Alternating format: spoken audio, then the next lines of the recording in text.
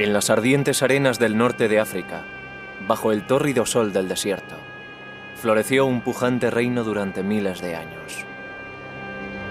Reyes y reinas poderosos construyeron enormes templos y enterraron a sus muertos en tumbas con forma de pirámide.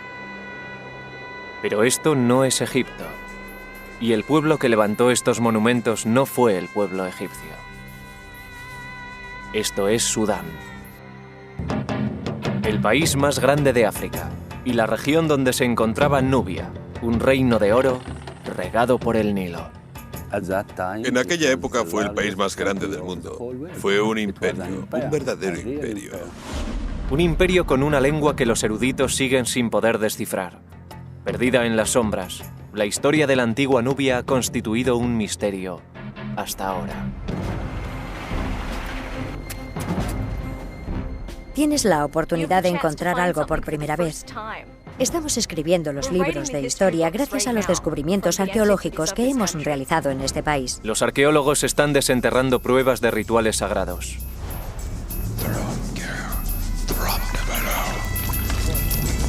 Este fue el escenario de un antiguo crimen. Parece como si alguien hubiera roto deliberadamente este altar en multitud de pedazos. Es posible que una invasión cruenta acabara con el poderoso imperio.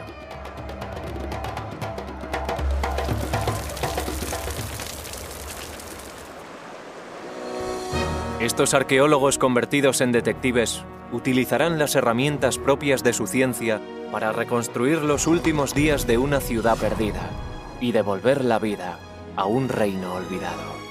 Una tierra llamada Nubia, el reino olvidado. La antigua Nubia empezó a despuntar como un imperio poderoso situado en lo que es ahora Sudán en el año 2000 a.C., poco después de que más al norte las primeras dinastías egipcias hubieran forjado su propia nación.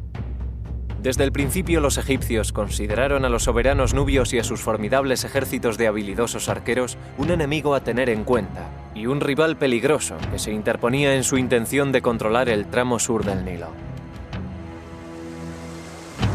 Durante muchos años los faraones egipcios dominaron a sus adversarios del sur. Pero llegó un momento en el que cambiaron las tornas y los nubios conquistaron Egipto. Enemigos en la guerra y socios comerciales, la historia de estas dos naciones estuvo irremediablemente ligada durante milenios. En la actualidad son los egipcios quienes acaparan todas las miradas. Pero la historia de uno de sus rivales más poderosos está empezando a emerger de las sombras. Los nubios fueron africanos, sofisticados y artistas. Florecieron de forma independiente a Egipto durante miles de años. Las ricas vetas de oro de su subsuelo hicieron ricos a los soberanos nubios. Sus artistas alcanzaron una gran maestría a la hora de convertir el oro en joyas que adornaron a sus reyes. La cerámica nubia estaba considerada como una de las mejores del mundo antiguo. Los arquitectos nubios no solo construyeron templos en honor de su panteón de dioses, también revitalizaron las tradiciones egipcias. En la actualidad, Sudán tiene casi 3 veces más pirámides que Egipto. Cuando pienso en todos aquellos reyes tan poderosos que gobernaron Sudán, me gusta imaginar que pudieron ser mis antepasados. Siento que pertenecemos al mismo pueblo. En la década de 1920, el arqueólogo George Reisner excavó las magníficas tumbas nubias y estableció las bases de una cronología de reyes y reinas que se extiende a lo largo de más de 1000 años. Conocemos sus nombres, pero muchas de sus historias siguen ocultas en el código críptico de la lengua nubia. Para poder descifrar esa lengua, los arqueólogos sueñan con encontrar una nueva piedra de Rosetta, como la utilizada para traducir los jeroglíficos egipcios en 1822. Sería fantástico que pudiéramos encontrar un documento de tanta importancia.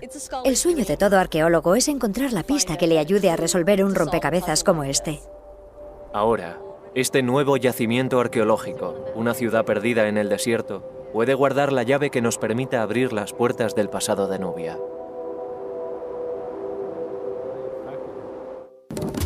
Los arqueólogos Julie Anderson y Salah Ahmed salieron de Jartum y recorrieron 350 kilómetros en dirección norte. Tras 9 horas de viaje envueltos en una densa nube de polvo, llegaron a su destino, la moderna ciudad de Dangeil. El yacimiento está escondido entre misteriosos montículos de arena situados cerca del centro de la ciudad.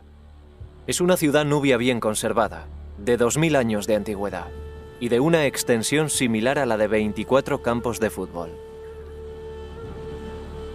Los exploradores europeos cruzaron por este remoto rincón del norte de Sudán en el siglo XIX y dejaron testimonio de unos túmulos construidos con ladrillo rojo y escombros. Pero no fue hasta que Julie y Salah exploraron el yacimiento hace 3 años cuando se confirmó la existencia de una ciudad antigua. Empezamos a excavar y en los primeros 20 minutos encontramos lo que parecía ser un suelo y empezamos a limpiarlo. Por fin encontramos los bordes y nos dimos cuenta de que estábamos sobre una enorme pared. No era ningún suelo. Nos llevamos una sorpresa.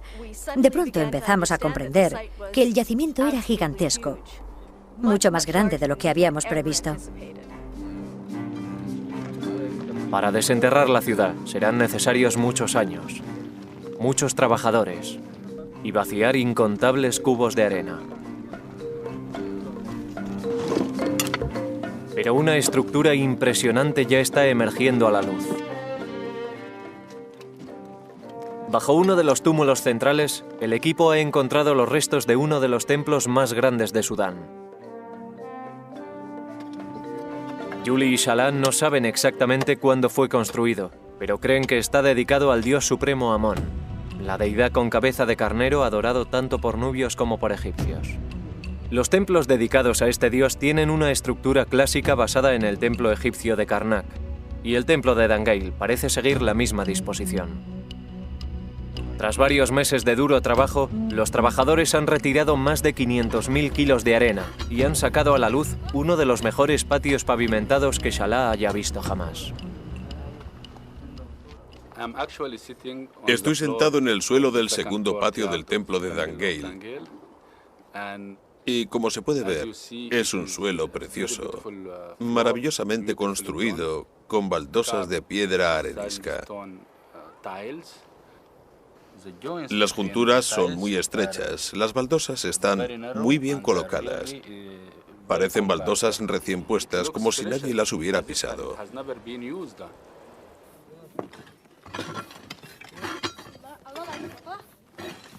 En otra parte del templo, Julie ha desenterrado los restos de una gran columna de arenisca.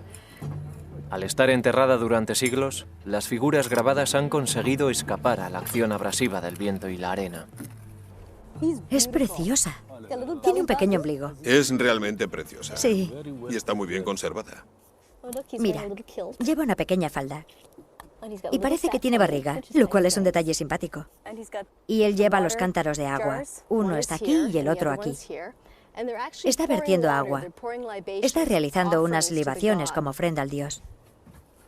Vamos a limpiarla un poco mejor por aquí. En este clima extremo, no debe sorprendernos encontrar descripciones de ofrendas de agua en el templo. El agua es vida, sobre todo cuando hace calor. Y en verano aquí se alcanzan los 50 grados centígrados, por lo que el agua es una ofrenda muy bienvenida. Junto al dios portador de agua, Api, en la columna de arenisca hay grabado un misterioso texto nubio. Es un hombre sentado. Esta es la letra A y esta es la cabeza. Tiene un brazo caído y el otro levantado. Parece como si estuviera agachado, pero sabemos que suena como A. Por desgracia sabemos que es una letra por la que empiezan muchas palabras y sabemos cómo suena, pero no tenemos ni idea de lo que significan esas palabras. Los nubios crearon su nuevo alfabeto alrededor del año 200 a.C., cuando el reino estaba basado en la ciudad de Meroe. En un proceso de renacimiento cultural, los meroitas, como son conocidos sus habitantes, sustituyeron los jeroglíficos egipcios por su propio lenguaje escrito. Hasta que sea descifrado, los arqueólogos solo pueden leer lo que otras culturas de su época escribieron sobre este reino. Tenemos algunos testimonios sobre el reino de Meroe gracias a fuentes externas, Existen historiadores griegos que han escrito acerca de ese reino, por lo que sabemos que entraron en contacto con el Imperio Romano y, por supuesto, con Egipto. Pero desconocemos el punto de vista de los meroitas. Si pudiéramos leer sus inscripciones, serían ellos quienes nos hablaran directamente. Nos hablarían acerca de ellos mismos. Necesitamos encontrar algo similar a la piedra de Rosetta encontrada en Egipto y que sirvió para descifrar los jeroglíficos egipcios. Necesitamos un texto bilingüe. Y la antigua ciudad de Dangeil es una firme candidata a tener una piedra de Rosetta. Su ubicación en el Nilo, justo al sur de una zona de rápidos llamada la Quinta Catarata, le aseguraba una posición estratégica junto a la intersección de las principales rutas comerciales del interior de África. La Quinta Catarata es muy rocosa, lo que imposibilita la navegación. Las rocas tienen los bordes tan cortantes que destrozarían el fondo de cualquier barco. Es necesario desembarcar, recorrer un tramo por tierra y retomar el Nilo, y el lugar en el que se retoma este es Dangeil. A lo largo de su historia, el reino nubio atrajo a mercaderes de países lejanos, que venían en busca de marfil, pieles de animales y, por supuesto, oro. Mercaderes de distintas culturas y lenguas. Griegos, egipcios y romanos comerciaron con Nubia. Muchos tuvieron que pasar por Dangeil, y es posible que dejaran alguna inscripción bilingüe. Pero por ahora el único camino hacia el pasado de Nubia se encuentra bajo tierra.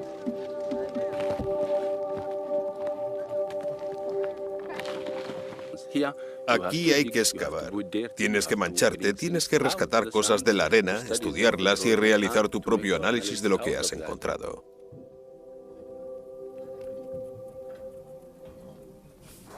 El clima del norte de África no siempre ayuda. Tras 3 semanas excavando en la arena, un remolino de polvo en el horizonte anuncia que las condiciones de excavación van a endurecerse aún más. A la mañana siguiente los cielos están limpios y con la calma que viene tras la tormenta llega la primera pista sobre los orígenes de esta antigua ciudad.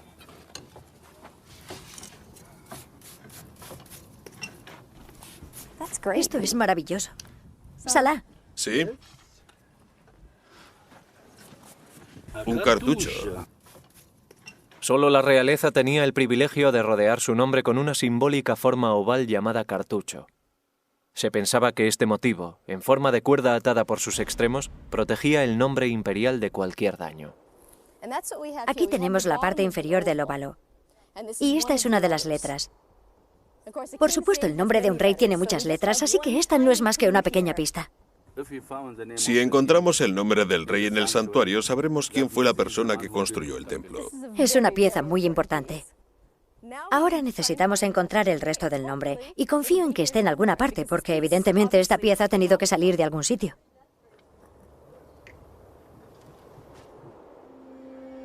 Aunque Juli y Salah no saben exactamente quién construyó el templo de Amón en Dangeil, sospechan que tiene una antigüedad de 2000 años y que corresponde al periodo meroítico. Esa fue la época dorada de Nubia, cuando los reyes nubios gobernaban desde Meroe y eran enterrados en el cementerio real en tumbas que tenían una forma que nos resulta familiar. Influidos por la proximidad de Egipto, los nubios admiraban las enormes tumbas de Giza y empezaron a enterrar a sus reyes en sus propias pirámides, que a diferencia de las egipcias tenían los lados más escarpados. A su lado construyeron capillas para las ofrendas, ricamente decoradas con grabados que representaban la cómoda vida ultraterrena del rey, atendido por sus numerosos sirvientes.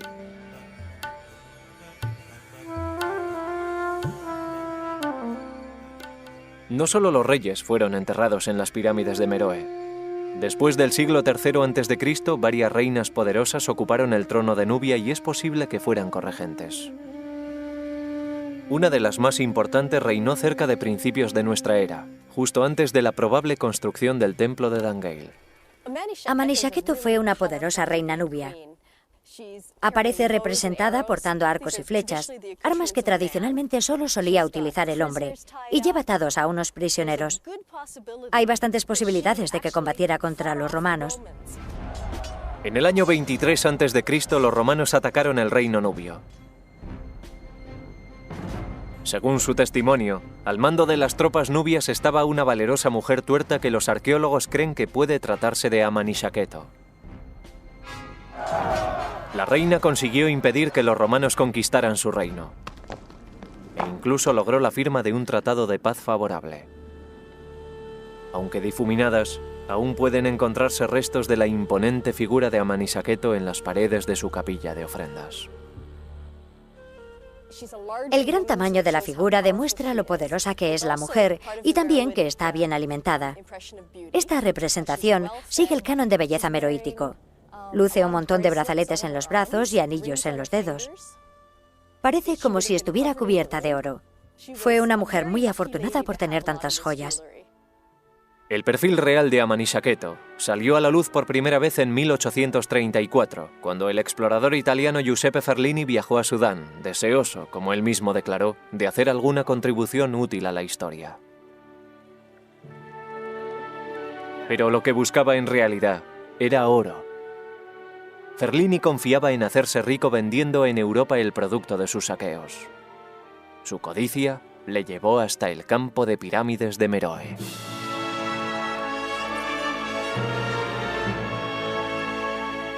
Según su diario, Ferlini ordenó a sus hombres que desmantelaran la tumba de Amanisaketo, una de las mejor conservadas del cementerio, y que medía más de 30 metros de altura.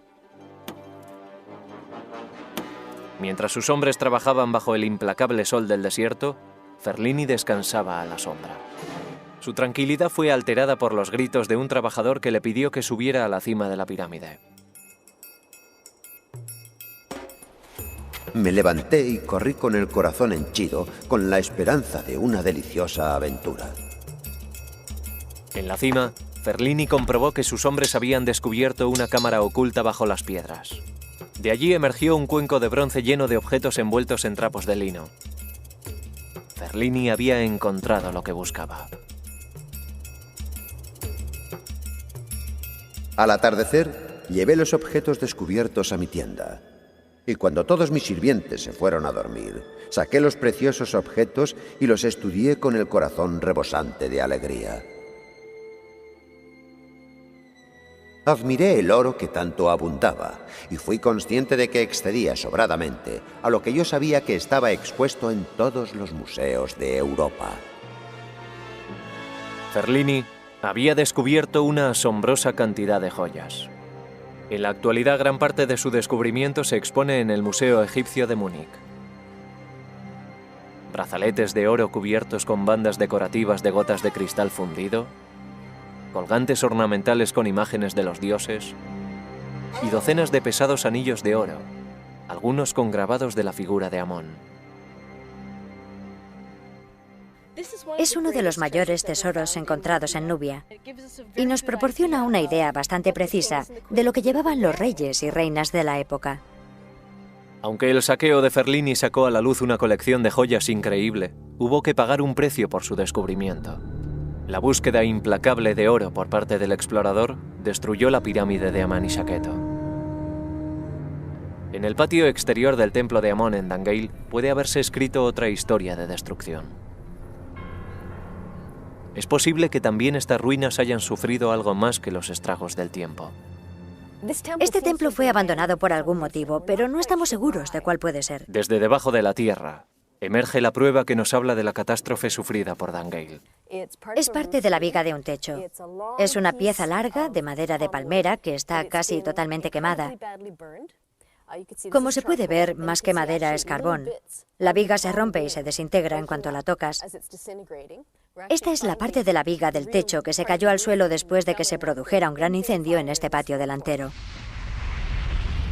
Debió de tratarse de un incendio terrible, porque se extendió por gran parte del palacio. Pueden verse señales del fuego en las columnas y en el suelo. Aunque hay partes del palacio que no fueron pasto de las llamas, el hecho de haber encontrado los restos de este incendio nos da una pista de por qué la gente abandonó esta zona. Puede que estallara una guerra, o también puede que el templo ardiera de forma accidental. En cualquier caso, el incendio debió de ser lo suficientemente devastador como para forzar la evacuación del templo, y quizás de toda la ciudad. Pero lo que pudo ser un desastre para los meroitas ha resultado ser una bendición para Yuli y Shala. Todo lo que está por debajo del fuego, que se produjo en la superficie del suelo, está conservado. Perfectamente conservado. Se ha creado una cápsula de tiempo, se ha conservado un momento del tiempo muy concreto para que nosotros podamos contemplarlo. Si la teoría de Yuli y Shala es correcta, ese momento del tiempo podría corresponder con los días finales del Imperio Nubio.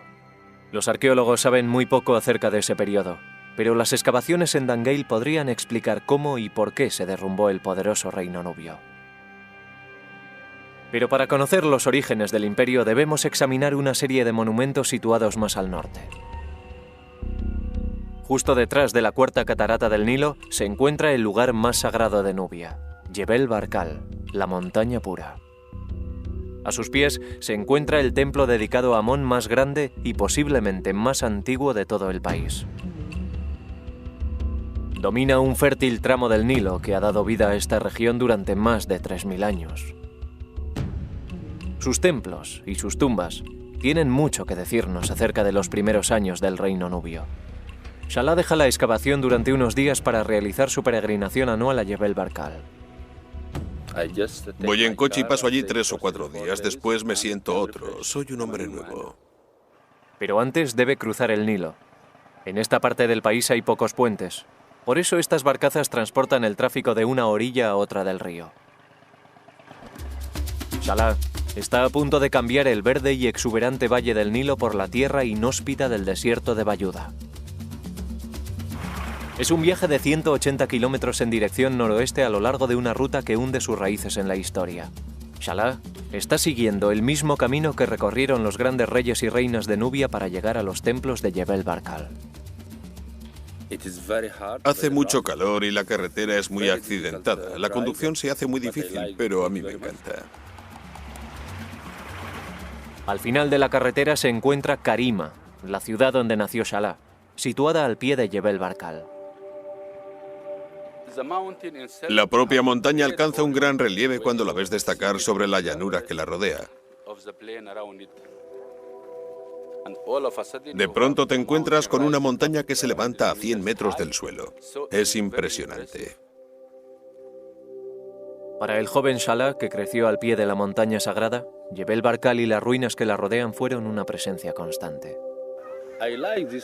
Cuando era niño me gustaba esta montaña. Solía venir todos los viernes con mis amigos y nos divertíamos mucho. Pero al mismo tiempo estas ruinas eran un misterio para mí. Sentía curiosidad por saber cuál era su origen y conocer el misterio de la montaña.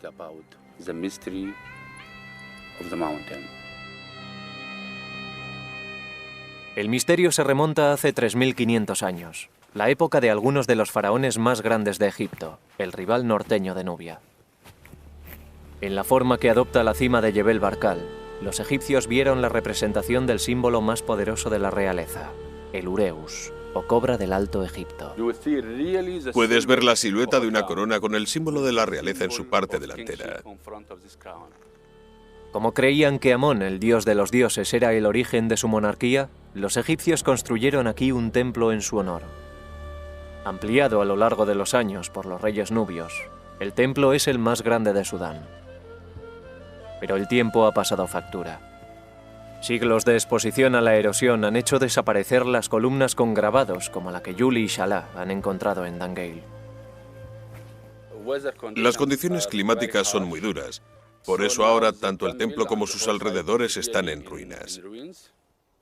Pero cuando el templo brillaba como una joya a los pies de la montaña sagrada, los poderosos faraones egipcios recorrían cientos de kilómetros para ser coronados aquí por los sumos sacerdotes de Amón. Este era el lugar más sagrado de todo el Valle del Nilo. Siempre pensaron que Amón moraba aquí. Dentro de la base del templo se levanta un templo en honor a la diosa Mut, la mujer del dios Amón. Shala es capaz de leer la leyenda mitológica de la montaña que aparece grabada en las paredes del templo. Aquí puede verse con claridad el perfil de la montaña. La cima es plana, pero tiene un apéndice vertical separado de ella. En la frente vemos la serpiente y el disco solar, que es un símbolo de la realeza. Y dentro de la montaña vemos a Amón sentado en su trono. Existía una creencia antigua, según la cual Amón vivía en el interior de la montaña Jebel Barkal. En el siglo VIII a.C., la antaño poderosa civilización egipcia se había debilitado y había perdido su dominio sobre la montaña sagrada. Los nubios asumieron el control de Jebel Barkal, autodenominándose los verdaderos hijos de Amón. Cuando se sintieron lo bastante fuertes, atacaron Egipto, conquistaron a su rival del norte y fundaron la 25ª dinastía. Todo el mundo piensa que los egipcios fueron los dueños del Valle del Nilo, pero no fue siempre así. Durante un periodo de más de 100 años, los nubios fueron los dueños de África. El rey Taharco fue el más destacado de esta poderosa dinastía de faraones nubios que gobernaron sobre la tierra de las pirámides e incorporaron a su reino toda la riqueza y el esplendor que había definido a la civilización egipcia. Durante casi un siglo, los nubios controlaron un territorio que en la actualidad se extendería desde Jartum a Palestina. Puede que en aquella época fuera el país más grande del mundo. Fue un imperio, un verdadero imperio.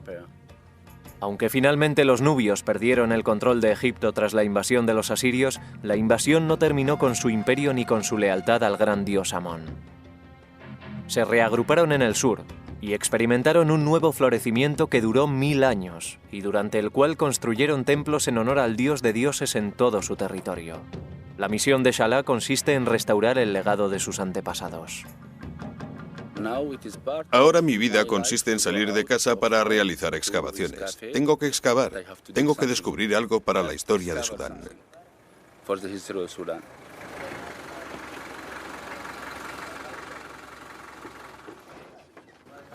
De vuelta en Dangeil, Salah va a enfrentarse a un nuevo reto. Ahora buscará a sus antepasados dentro de sus tumbas.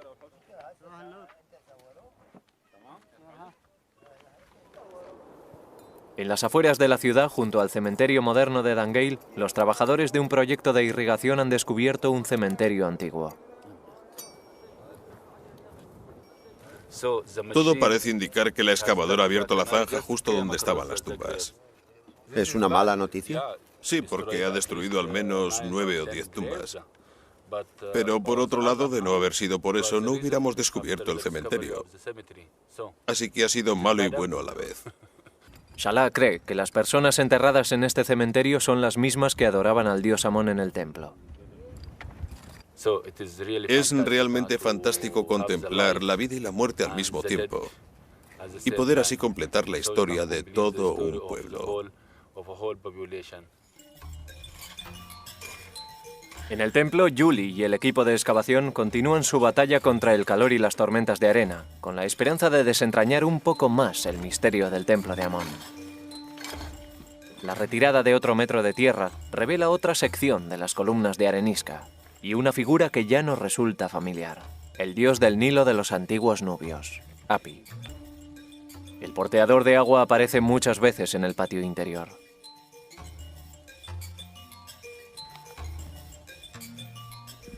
En esta columna tenemos 8 figuras de Hapi y en las demás columnas tenemos otras 8. Así que cuando terminemos tendremos 32 figuras de Hapi. Hapi es el dios del Nilo y, como podemos ver, porta unas vasijas que vierten agua. Con ello quieren indicar que el dios lleva la fertilidad del Nilo a la gente que habita en sus riberas. Por eso Hapi era tan importante para la gente que vivía aquí. Sin el agua del Nilo hubieran perecido.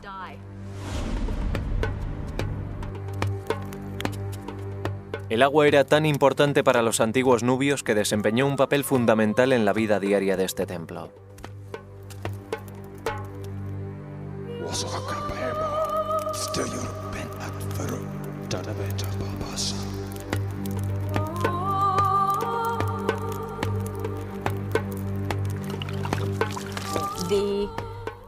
Los sacerdotes ofrecían libaciones a los dioses.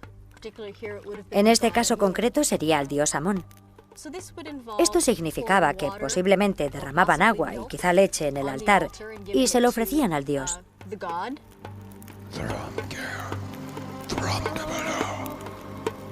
Los sacerdotes de Amón llevaban a cabo este ritual en la parte más sagrada del templo, el santuario interior. Por lo general, solo los sacerdotes tenían acceso a esa sala. Es el santuario principal, el Sancta Sanctorum del templo. Julie y Salah han estado esperando para excavar esta cámara sagrada.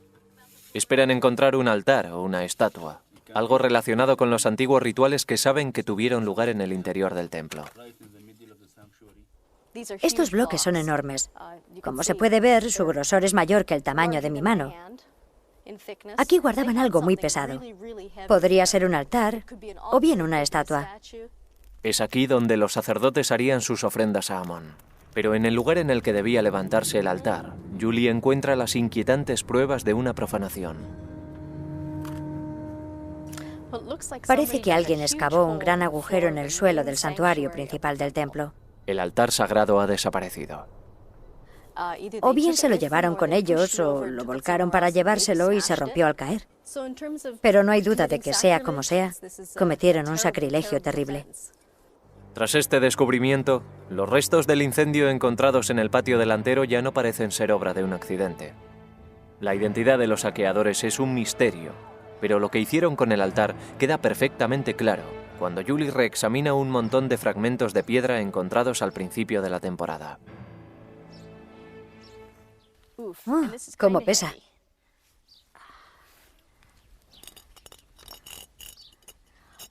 Esta es la esquina superior de un altar. Y como he dicho, es bastante pesada.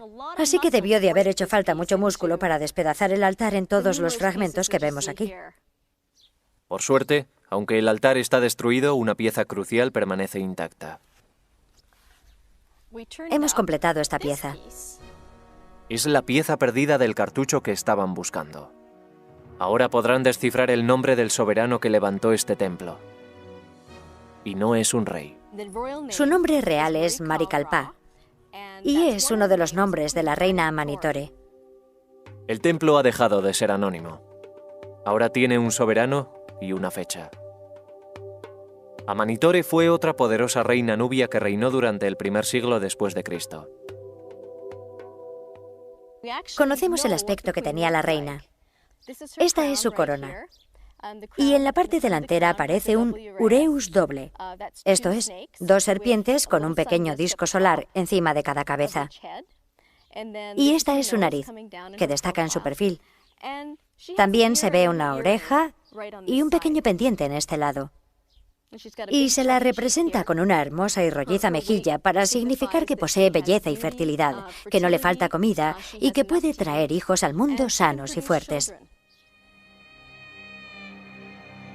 La reina Amanitore y el rey corregente Natakamani reinaron sobre Nubia durante la época de Cristo. Esta poderosa pareja honró a los dioses construyendo más templos que casi cualquier otro soberano nubio. El complejo de Naga, situado a 200 kilómetros al sur, es un testamento impresionante de su devoción. Para llegar al templo hay que recorrer una avenida flanqueada por estatuas de carneros en homenaje a Amón, lo que nos da una pista de lo que podría esconderse bajo las arenas de Dangale. Como todos los soberanos nubios, el rey Natakamani y la reina Amanitore tuvieron primero que ser coronados oficialmente en Jebel Barkal.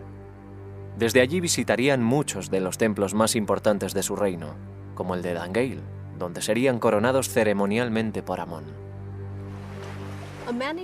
Amanitore y Natakamani llegaron al templo de Dangale en barco, remontando el curso del Nilo. Al llegar, se dirigieron al santuario principal. El complejo del templo de Amón se les aparecía como un espejismo en el horizonte. Al acercarse al templo, se encontraron con las dos enormes puertas que impedían el acceso y ocultaban los secretos del interior.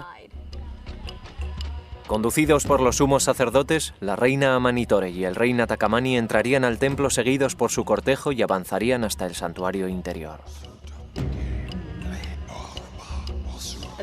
Lo primero que harían sería encender incienso para aromatizar la sala. Posteriormente, rodeados por el humo del incienso, realizarían las ofrendas al dios Amón.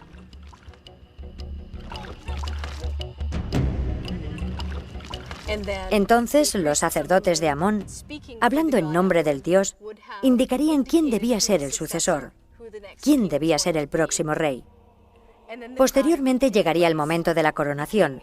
El rey era coronado oficialmente por Amón, en este caso presumiblemente por su representante en la tierra, el sumo sacerdote de Amón.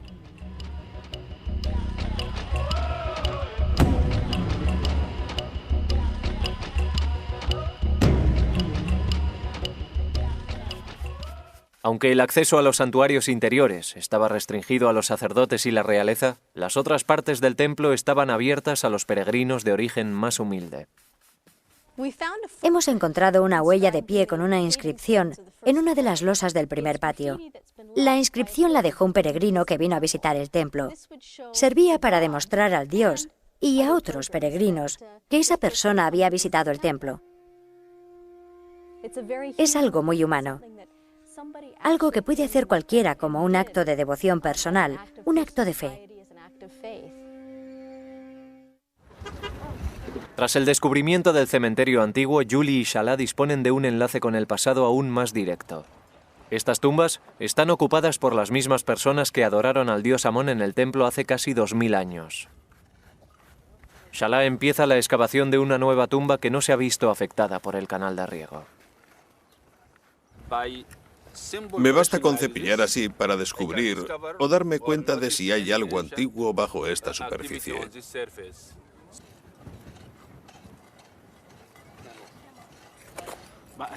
Pero aquí debo tener mucho cuidado porque tengo que seguir exactamente los límites del hueco original. Tras varios días de excavaciones, Salah ha avanzado mucho. A la entrada de la tumba ha encontrado una vasija intacta enterrada en la tierra.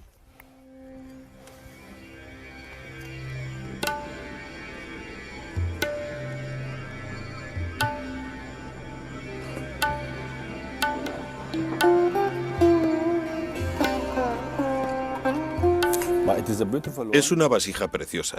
Me gusta mucho su forma. Tiene una forma preciosa. También el color es muy bonito. Creo que es una pieza de museo preciosa.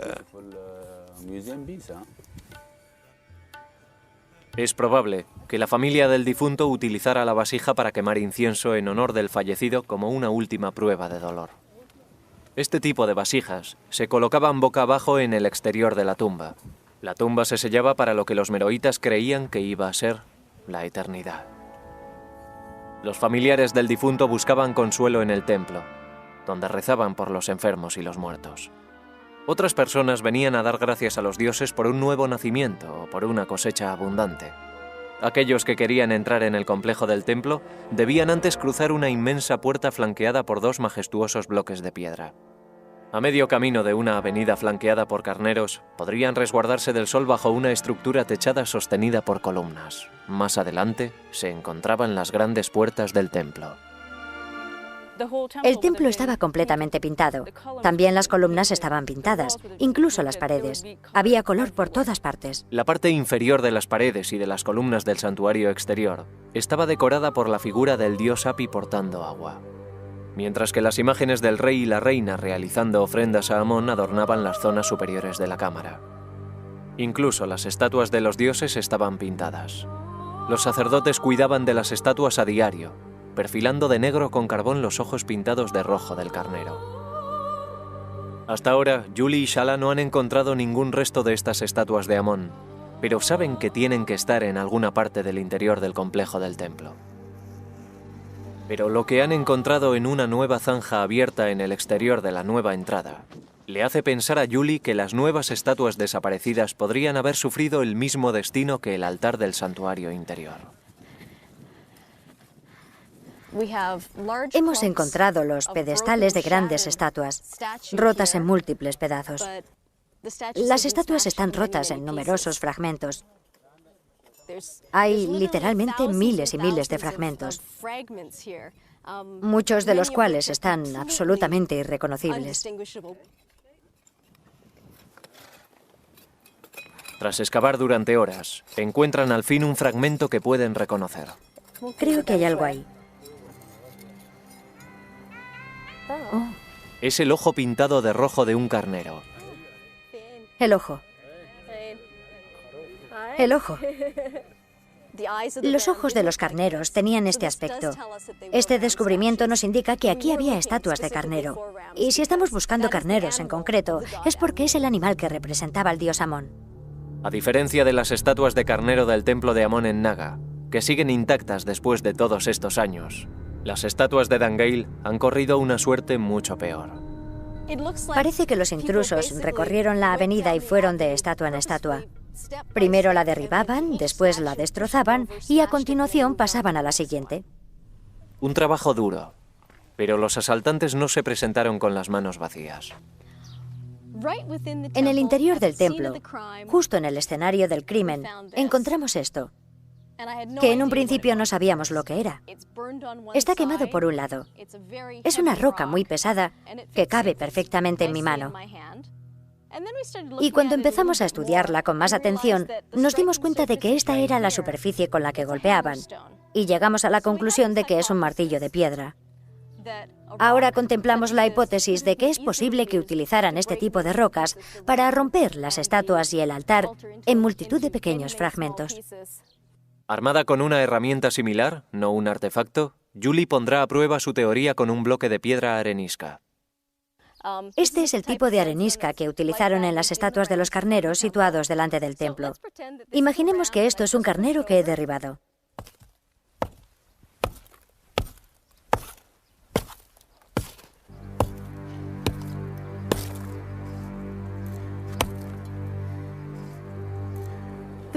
Como podemos ver, los trozos de roca se fragmentan en piezas muy pequeñas y tienen un aspecto muy similar a las piezas que recuperamos del altar. Estoy bastante contenta con esta demostración porque todo parece indicar que pudieron utilizar estas hachas de piedra para destruir las estatuas. Nos enfrentamos a un crimen. La hipótesis de una invasión gana enteros. Alguna fuerza poderosa pasó por Dan-Gael a sangre y fuego y arrasó el templo sagrado. Los invasores saquearon el santuario. Borraron toda referencia a los soberanos nubios. Y destruyeron los símbolos de sus dioses. Se llevaron todos los objetos de valor. Y por último, como gesto de despedida,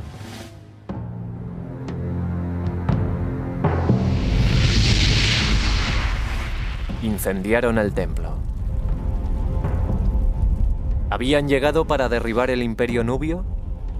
Los meroitas tenían enemigos formidables en los confines de su reino. Estaban rodeados por feroces tribus nómadas del desierto, y había un reino rival en lo que ahora es Etiopía. La decadencia del reino nubio en el siglo III después de Cristo pudo haber precipitado el ataque a Dan-Gael.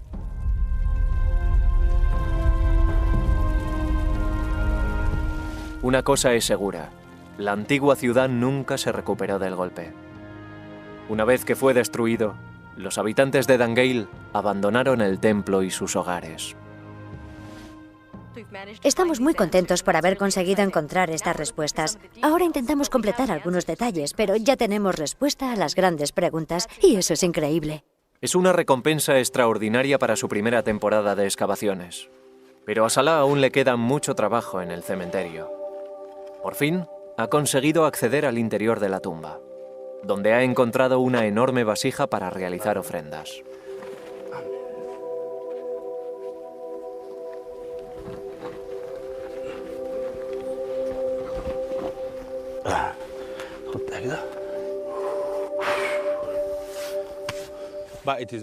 Es muy hermosa. Me gusta mucho la forma de esta vasija de cerámica. Se utilizaban para almacenar líquidos. Generalmente suelen encontrarse en la entrada de las tumbas para proteger a los muertos. Aquí, dentro de esta tumba, nos encontramos con un momento de la historia muy concreto. Es como si un momento determinado de la historia hubiera quedado sellado en esta tumba. Es muy emocionante encontrar los huesos para poder reconstruir todo el cuerpo. Pero al mismo tiempo hay que tener en cuenta que estás tratando con un cuerpo humano, un ser humano que se dedicaba a la agricultura o al pastoreo. Su vida dependía por completo del Nilo. y se dedicaban a las mismas actividades a las que nos dedicamos hoy. Estos fueron los adoradores del templo de Amón de Dangeil, los que sufrieron la mayor pérdida cuando la ciudad fue arrasada. Es muy interesante para nuestros colegas que hayamos encontrado las dos cosas, la vida y la vida después de la muerte. Ahora podremos contar la historia completa de este pueblo, cómo vivieron y cómo murieron. Pero la historia aún no ha llegado a su fin. Aún tenemos muchísimo trabajo por delante en Dangeil. Quedan muchísimos túmulos y algunos edificios que están muy bien conservados. Salah y yo podemos pasarnos aquí 20 o 30 años, por lo menos, sin haber hecho más que rascar la superficie de todo el yacimiento. En algún lugar, debajo de la arena, puede estar esperándoles la deseada piedra de Rosetta, el secreto que les permita descifrar el misterioso lenguaje nubio. Además, muchas de las estructuras de la enorme ciudad de Dangeil siguen ocultas. Creo que es un trabajo para toda una generación. Y lo que uno tiene que hacer es formar parte de esa generación y confiar en que sus hijos continúen con su trabajo hasta completar la historia.